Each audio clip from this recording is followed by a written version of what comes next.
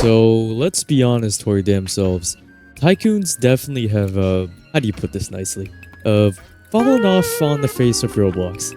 I mean, if you search up Tycoon into the search bar, you're probably gonna be met with either mostly just complete slop and games that have under a 10k player count, except probably a few, or maybe just one.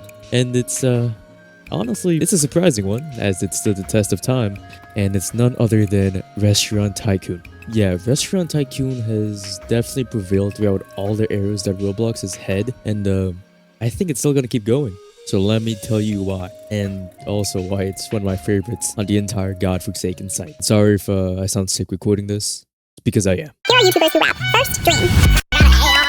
Next, Ninja. Last, Queso.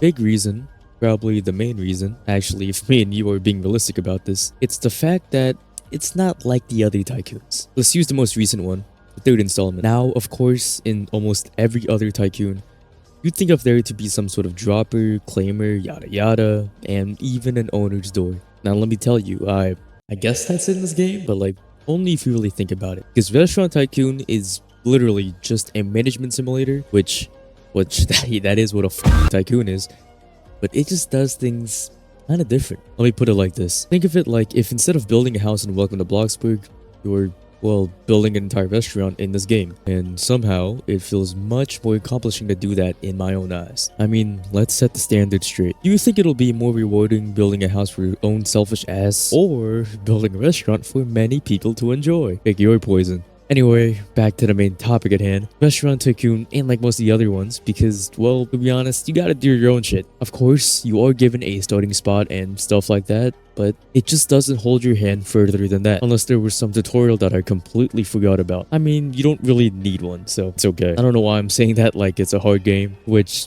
no, because don't get it mixed up, it isn't. Although I am just gonna throw out something here.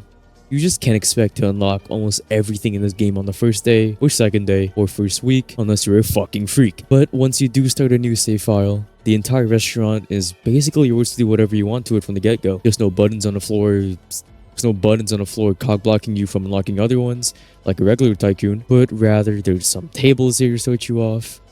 And eventually, some customers start walking by and sit their asses down at them. And then you take their order, blah blah blah, you know the rest. You know how a restaurant works, so I don't need to say more than that. But that is one of the main methods of obtaining money in this game. Does that sound entirely unique? I guess not. But it's not really cubes falling into a non-existential neon hole, is it? So I check it off as a pretty different thing in my book. The biggest and most different thing in this game, compared to literally almost every other Tycoon, is the ways you could build your restaurant. Now, looking at mine, I kind of had no idea what I was going for in my restaurant, but you could still tell there's some ideas going on in there. And playing in public servers, the creativity spikes even more, even if there are, quite some limitations to the building features. Or about 60 to 70% of the time, it's people just farming cash by having pig farm style table setups in there. It's one or the other, really. And like I said previously, the building aspect may not be as advanced as something like Bloxburg, but still, there's enough to create originality between restaurants and stuff, and it's a big pro. You actually get a benefit out of min-maxing a restaurant compared to, a house in Bloxburg where you gotta pay extra money for the bills. Although that probably doesn't matter to you if you spend over 1 million on your house anywhere. But yeah, there's these ratings that they have for you, and it depends on the furniture type, how evenly spaced your chairs are from one another. And that really depends on, the amount of customers that swing by or just how much money you get. Looks matter. Only in Restaurant Tycoon 3 though. Only in this game.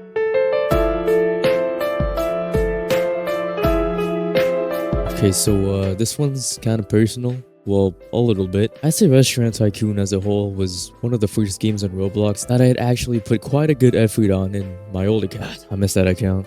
Had all my assassin knives. Anyway, this game, well, at least the first one and kind of the second one, very important to me and, well, let's just say nostalgic, I guess.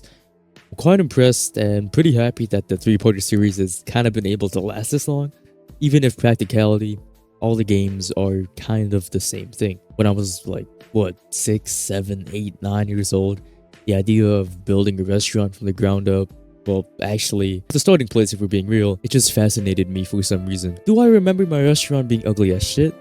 A bit.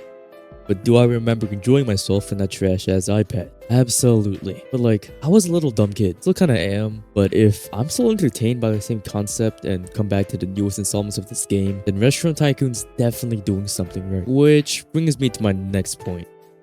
Probably the most resonating point per se.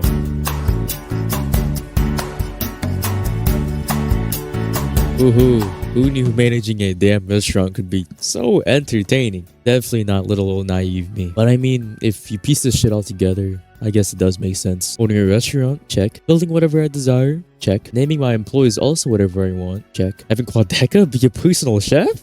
Also another check. This is what my voice sounds like. I'm not recording this in the morning. It's 7 p.m. Like, look, it's 7 p.m. So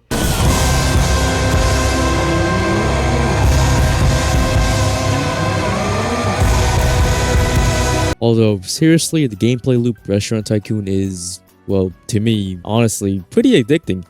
Even if everything could be basically put on auto mode. It's about what you expect for the gameplay for a game that calls itself Restaurant Tycoon, so I don't really need to go into much depth and detail about that, but rather let's focus on the loop itself. I mean, it's kind of basic on the surface level. You open your restaurant and yeah, that's really about it. After you press that single button, you could either be a jackass manager and coop up in a little office just gooning the entire fucking time, or you could be a nice little guy helping your employees, trying not to mess up. But congrats, after a few days have passed and you've managed to get a good amount of money, what do you spend it on? Expansion, of course, for obvious things like furniture, better kitchen tools, and also some other things like giving some more money to your employees to work better, or just increasing the amount of money per dish, along with other things to spend your cash on. Which is, you know, going to the plaza, going to the butcher, stuff like that. Although, keep in mind, all this money that you spend is all adding up to something greater. A little something greater being these 5 little categories that are ranked on stars that your restaurant offers. There's service, food, atmosphere, expansions, and hygiene. For example, service relating to if your employees are shit at their job, and hygiene relating to, well, I don't really need to say much else, do I? But basically, this is the main objective of the game, to get 5 summed up stars in total and be the very best. Now, to be honest, this is where the entertainment comes in for me, because the ultimate dilemma for me is making my restaurant look at least passable, while also at the same time improving my star rating. And you're probably asking, what do the stars actually do? Well, I'm glad you asked, because it makes you feel good. Okay, sure it does other things, but come on, seeing a couple golden stars just plastered outside a restaurant definitely feels good too. But seriously, it is nice seeing a restaurant come up from absolutely nothing to at least something. Also, keep in mind, the money.